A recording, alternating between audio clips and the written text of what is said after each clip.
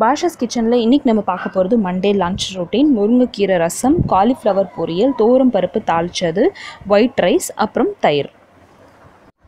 Monday morning பிரேக்ஃபாஸ்ட்டில் பார்த்தீங்கன்னா ராகி சேமியா பண்ணிக்கிட்டோம்.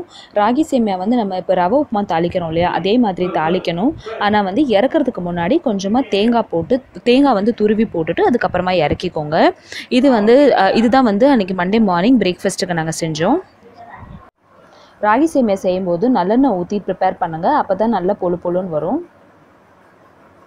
ஸோ ஆஸ் யூஷுவல் மார்னிங் ரொட்டீனில் வந்து டிஃபன் செஞ்சுருக்க டைமில் வந்து இட்லி மாவு கிரைண்டரில் ஓடிட்டுருக்கு. இப்போ ராகி சேமியா ரெடி ஆயிடுச்சு, சர்வ் பண்ணிடலாம் சாப்பிட்றதுக்கு.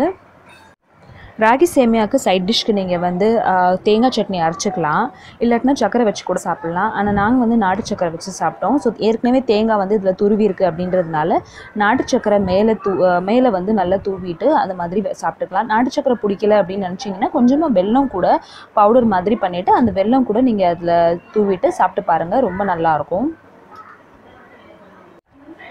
மார்னிங் பிரேக்ஃபாஸ்ட் முடிச்சதுக்கப்புறம் பார்த்தீங்கன்னா லஞ்ச் ரொட்டீன் நாங்கள் ஸ்டார்ட் பண்ணோம். ஸோ லஞ்சில் பார்த்தீங்கன்னா நான் முருங்கைக்கீரை ரசம் செய்ய போகிறேன் அப்படின்னு சொல்லியிருந்தேன். இது வந்து என்னோடய பிரேக்ஃபாஸ்ட் லஞ்ச் மீல் பிளானில் வந்து நான் சொல்லியிருந்தேன். ஸோ முருங்கைக்கீரை ரசம் எப்படி பண்ணுறது அப்படின்றது நிறைய பேர் என்னோடய சப்ஸ்கிரைபர்ஸ் கேட்டிருந்தாங்க. ஸோ அவங்களுக்காக தான் இந்த வீடியோ நான் ஷேர் பண்ணுறேன். இந்த முருங்கைக்கீரை ரசம் ப்ரிப்பேர் பண்ணுறதுக்கு ஃபஸ்ட்டு 1 டீஸ்பூன் ஜீரகம், 1 டீஸ்பூன் மிளகு, அப்புறம் ஒரு 1/4 டீஸ்பூன் வெந்தயம், 4லேருந்து 5 பூண்டு பல் சேர்த்துட்டு இலுப்புச்சட்டியில் ட்ரை ரோஸ்ட் பண்ணிக்கோங்க. சும்மா ஒரு 3 நிமிஷம் நீங்கள் ரோஸ்ட் பண்ணால் போதும். ஜீரகத்தோட கலர் சேஞ்ச் ஆனதுக்கப்புறமா லோ ஃப்ளேமில் வச்சு இதை வந்து நல்லா வறுத்துக்கோங்க. வறுத்துட்டு தனியாக ஒரு பிளேட்டில் எடுத்து வச்சுக்கோங்க இந்த மாதிரி. இப்போ அதே இலுப்புச்சட்டியில் கொஞ்சமாக நல்லெண்ணெய் ஊற்றிக்கோங்க.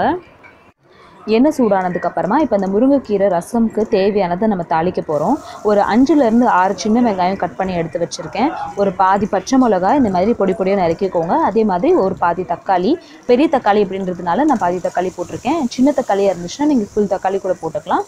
போட்டுட்டு இப்போ இந்த வெங்காயம் தக்காளி எல்லாத்தையும் இந்த எண்ணெயில் நல்லா வதங்க விடுங்க, ஒரு 2லேருந்து 3 நிமிஷம் வரைக்கும். ரசத்துக்கு வெங்காயம் தக்காளி வதங்கிட்டு இருக்க டைமில் நம்ம ட்ரை ரோஸ்ட் பண்ணி எடுத்து வச்சுருக்க இந்த மசாலாவை வந்து நம்ம அரைச்சி எடுத்துக்கலாம். இது வந்து சும்மா ஒரு ஓட்டினீங்கன்னா போதும், மிக்சியில் ரொம்ப பேஸ்ட் ஆகணும் அப்படின்னு அவசியம் இல்லை. இந்த வெங்காயம் தக்காளி தாளிச்சிட்டு இருக்க டைமில் வந்து நான் மசாலாவை அரைச்சி எடுத்து வச்சுக்கிட்டேன். இப்போ வெங்காயம் தக்காளி நல்லா வதங்கினதுக்கப்புறமா இந்த மசாலா நம்ம அரைச்சி வச்சு அந்த ட்ரை ரோஸ்ட் பண்ணி வச்சுருந்தோம்ல, அதை வந்து மிக்சியில் ஒரு ஓட்டிட்டு இதில் நான் சேர்த்துக்கிட்டேன். இப்போ அதையே வந்து வதக்கிக்க போகிறேன். ஒரு 2லேருந்து 3 நிமிஷம் இதுவும் வதங்கினா போதும்.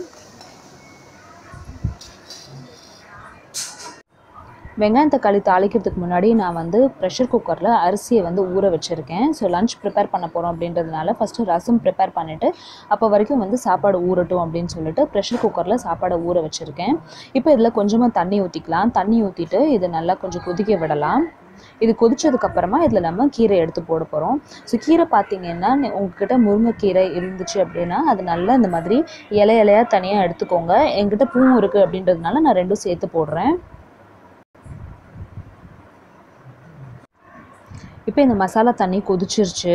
ஒரு 3 நிமிஷம் இது கொதிச்சதுக்கப்புறமா இதில் இன்னும் கொஞ்சம் தண்ணி ஊற்றிக்கலாம். மிக்சியில் ஏற்கனவே கொஞ்சம் மசாலா பவுடர்லாம் ஊட்டிகிட்டு இருந்தது அப்படின்றதுனால அதில் நான் தண்ணி அளந்து இதில் ஊற்றிட்டேன். தண்ணி அளந்ததுக்கப்புறமா கொதிக்கிறதுக்கு முன்னாடி இதில் இப்போ நம்ம கீரை சேர்த்துக்க போகிறோம். கீரையை வந்து நல்லா வாஷ் பண்ணியிருக்கேன். உங்கள்கிட்ட பூ இல்லைன்னா பரவாயில்ல, வெறும் கீரை இருந்தால் கூட நீங்கள் அதில் சேர்த்துக்கலாம். ஆனால் முருங்கைக்கீரை வந்து பறிக்கும் போது கொஞ்சம் பூவும் இருந்துச்சு அப்படின்றதுனால அந்த பூவும் சேர்த்து இதில் நான் போட போகிறேன். இப்போ இந்த முருங்கைக்கீரையும் பூவும் சேர்த்து இந்த மாதிரி போட்டுருங்க. ரெண்டையுமே நல்லா ஆனால் போடுறதுக்கு முன்னாடி வாஷ் பண்ணிக்கோங்க. நல்லா கழுவிட்டு அதுக்கப்புறமா இதில் போடுங்க.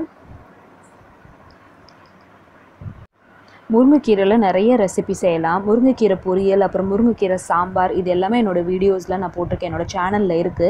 அந்த வீடியோஸோட லிங்க்கும் நான் உங்களுக்கு டிஸ்கிரிப்ஷன் பாக்ஸில் கொடுக்குறேன். ஸோ முருங்கைக்கீரை வாரத்தில் 2 நாள் கண்டிப்பாக நீங்கள் சேர்த்துக்கலாம். அந்த வெயில் காலத்துக்கு ரொம்ப நல்லது. நிறைய அயன் சத்து இருக்குது இதில். ஸோ குழந்தைங்களுக்கு, பெரியவங்களுக்கு எல்லாருக்குமே இந்த ரசம் செஞ்சு கொடுங்க. அண்ட் முருங்கைக்கீரை உங்களுக்கு ரசமாக சாப்பிட்றதுக்கு பிடிக்கல அப்படின்னு நினச்சிங்கன்னா வாரத்தில் 1 நாள் கண்டிப்பாக சாம்பார் கூட செஞ்சு பாருங்கள். அந்த முருங்கைக்கீரை சாம்பார் எப்படி செய்கிறது அப்படின்றத நான் வந்து லிங்க் உங்களுக்கு டிஸ்கிரிப்ஷன் பாக்ஸ் பாக்ஸில் போடுறேன், அதையும் பாருங்கள். அதே மாதிரி முருங்கைக்கீரை பொரியலும் செய்யலாம். பொரியல் வந்து நிறைய பேர் தேங்காய் போட்டு செய்வாங்க, ஆனால் நான் வந்து வேர்க்கடலை போட்டு செய்வேன். அந்த வீடியோவும் வந்து நான் உங்களுக்கு டிஸ்கிரிப்ஷன் பாக்ஸில் லிங்க்கில் கொடுக்குறேன், நீங்கள் அதையும் ஓப்பன் பண்ணி பாருங்கள். இப்போ கீரை போட்டதுக்கப்புறமா இன்னும் கொஞ்சம் நான் தண்ணி சேர்த்துக்கிட்டேன். அதில் தண்ணி சேர்த்துட்டு எல்லாத்தையும் நல்லா கலந்துக்கோங்க. கலந்துட்டு இதில் 1 டீஸ்பூன் வந்து உப்பு சேர்த்துருக்கேன். இந்த ரசத்துக்கு தேவையான உப்பு இதில் சேர்த்துட்டு ஒரு 1/4 டீஸ்பூன் வந்து இதில் மஞ்சள்தூள் சேர்த்துக்கோங்க. சேர்த்துட்டு அவ்வளோதான், எல்லாத்தையும் நல்லா மிக்ஸ் பண்ணிடுங்க. இது வந்து இப்போ ஒரு கொதிக்க வைக்கக்கூடாது. இதை வந்து நம்ம நல்லா மிக்ஸ் பண்ணிவிட்டு லோ ஃப்ளேமில் இதை வந்து சூடாகணும். அவ்வளோதான். சூடாகி பொங்கல் ஸ்டேஜில் இருக்கும்போது நம்ம ஆஃப் பண்ணிட போகிறோம். அவ்வளோதான். ரொம்ப நேரம் கொதிக்க விட்டீங்க அப்படின்னா கீரை வந்து கசந்துடும். ஒரு 3லேருந்து 4 நிமிஷம் வந்து இது லோ ஃப்ளேமில் நல்லா சூடாயிட்ருக்கு. கொஞ்சம் லைட்டாக சூடாகும் போது இந்த முருங்கைக்கீரையோட அந்த இலையோட கலர் வந்து உங்களுக்கு சேஞ்ச் ஆகும். டார்க் க்ரீன்லேருந்து லைட் க்ரீனாக மாறும். அப்போவே வந்து நல்லா உங்களுக்கு அந்த சூப் வந்து இறங்குது அப்படின்றது உங்களுக்கு ஃபீல் ஆகும். இப்போ இது வந்து நம்ம வெந்துட்டுருக்க டைமில் நான் வந்து அரிசி ஏற்றிட போகிறேன் லஞ்சுக்கு. ஸோ சாப்பாடு நல்லா ஊறிடுச்சு அப்படின்றதுனால இதில் இப்போ வந்து ப்ரெஷர் குக்கரில் வைக்க போகிறேன். ஸோ ப்ரெஷர் குக்கரில் ஆக்சுவலாக எனக்கு வைக்க தெரியாது. ஸோ என்னோட சிஸ்டர் சொன்னால் அது மாதிரி தான் நான் வச்சேன். உப்பு போட மறந்துட்டேன் இப்போது. ஸோ மறுபடியும் ஓப்பன் பண்ணி இதில் நான் உப்பு போடுறேன் இப்போது. ஸோ சாப்பாடு வந்து ப்ரெஷர் குக்கரில் நான் யூஸ்வலாக செய்ய மாட்டேன். என்னோடய சப்ஸ்கிரைபர்ஸ்க்கு நிறைய பேருக்கு தெரியும். நான் வந்து வடித்து எடுத்துருவேன். ஆனால் எங்கள் அம்மா வீட்டில் பார்த்தீங்கன்னா ப்ரெஷர் குக்கரில் தான் செய்வாங்க. ஸோ அதனால் நான் இப்போ ப்ரெஷர் குக்கரில் தான் சாப்பாடு வடிக்க போகிறேன். இதில் இப்போ போட்டுட்டு உப்பும் சேர்த்துட்டு ப்ரெஷர் குக்கர் மூடி வச்சிட போகிறேன். ஸோ ஒரு பக்கம் பார்த்தீங்கன்னா ரசம் ஆகிட்டுருக்கு, இன்னொரு பக்கம் பார்த்தீங்கன்னா சாப்பாடு வெந்துட்டுருக்கு. இதுக்கு முன்னாடியே வந்து பார்த்தீங்கன்னா நான் துவரம் பருப்பு தாளிச்சிட்டு அதுக்கப்புறமா காலிஃப்ளவர் ஃப்ரை வந்து நாங்கள் செஞ்சு ஏற்கனவே எடுத்து வச்சிட்டோம். ஸோ அது வந்து எங்களுக்கு ரெடி ஆயிடுச்சு. ஸோ இது 2 தான் நாங்கள் கடைசியாக செஞ்சது. அதனால் இப்போ வந்து இந்த முருங்கைக்கீரை பார்த்தீங்கன்னா இப்போ லோ ஃப்ளேமில் பாருங்கள், சைட்லலாம் கொஞ்சம் பபிள்ஸ் வருது. அந்த டைமில் இதை நீங்கள் நல்லா கிளறி விட்டுக்கிட்டே இருக்கணும். ஒரு 4 to 5 மினிட்ஸ் இது கிளறி விடுங்க. இப்போ பாருங்கள் கீரை அந்த சூப்பில் வந்து நல்லா கலர் சேஞ்ச் ஆகிருக்கு பாருங்கள். கீரையோட எசன்ஸ் எல்லாமே அந்த ரசத்தில் இறங்கிரும். அந்த கலர் வந்து உங்களுக்கு இந்த மாதிரி லைட் எல்லோ கலரில் வந்து உங்களுக்கு இந்த தண்ணி வந்து சேஞ்ச் ஆகும். இது சேஞ்ச் ஆகும்போது நம்மளுக்கு தெரிஞ்சிடும் கீரை வந்து நல்லா வெந்துருச்சு அப்படின்னு சொல்லிட்டு. இப்போ இதை நம்ம நல்லா கிளறி விட்டுட்டு இன்னும் ஒரு 3 நிமிஷம் இதை மறுபடியும் லோ ஃப்ளேமில் வச்சு சூடு பண்ணலாம். இதை நம்ம கொதிக்க வைக்கக்கூடாது. நான் ஏற்கனவே உங்கள்கிட்ட சொன்ன மாதிரி இதை வந்து நீங்கள் வந்து லைட்டாக வந்து பொங்குற ஸ்டேஜில் வரும்போது நம்ம இதை ஆஃப் பண்ணிடணும். பாருங்கள் எவ்வளோ கலர் வந்து சேஞ்ச் ஆயிடுச்சு பாருங்கள் முருங்கைக்கீரை கலர். ஸோ சைடில் இந்த மாதிரி பபிள்ஸ் வந்து பொங்குற ஸ்டேஜ் வரும்போது வந்து நம்ம ஆஸ் யூஷுவல் ரசத்துக்கு நம்ம எப்படி ஆஃப் பண்ணுவோமோ அதே மாதிரி இதை நீங்கள் ஆஃப் பண்ணிடுங்க. அதே மாதிரி என்னோட நிறைய சப்ஸ்கிரைபர்ஸ் வந்து ரசம் ரெசிபி கேட்டிருந்தாங்க. அதையும் நான் வந்து என்னோட டிஸ்கிரிப்ஷன் பாக்ஸில் போடுறேன், ஓப்பன் பண்ணி பாருங்கள். ஸோ இப்போ முருங்கைக்கீரை ரசம் வந்து ரெடி ஆயிடுச்சு. நான் ஆஃப் பண்ணிட்டேன். நான் ஏற்கனவே சொன்ன மாதிரி பொங்கி வர ஸ்டேஜில் நான் அதை ஆஃப் பண்ணிட்டேன். தாளிச்ச துவரம் பருப்பு ரெடி ஆயிடுச்சு. காலிஃப்ளவர் பொரியலும் ரெடி ஆயிடுச்சு. சாப்பாடு வந்து விசில் வந்துருச்சு, ஆஃப் பண்ண போகிறேன். ஸோ இதோட என்னோட லஞ்ச் ஃபுல்லாகவே நான் ப்ரிப்பேர் பண்ணிட்டேன். அவ்வளோதான், லஞ்ச் ரொட்டீன் வந்து முடிய போகுது.